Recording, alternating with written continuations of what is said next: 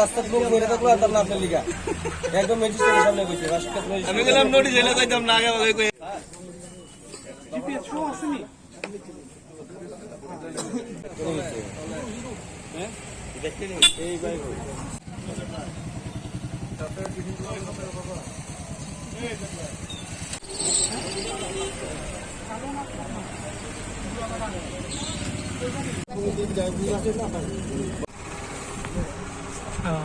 আজকে আমরা খোয়াই থানার পক্ষ থেকে নেশা বিরোধী অভিযানের অন্তর্গত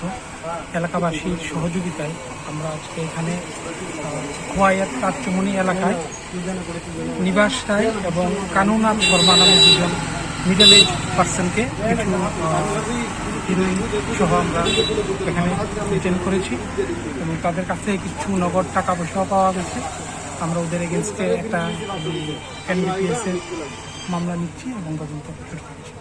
স্যার কি মনে হয় স্যার এটার পেছনে কি আরো কেউ থাকতে পারে স্যার? এটার পেছনে দেখছি আমরা চেইনটা এস্টাবলিশ করার চেষ্টা করছি, তদন্ত সেটা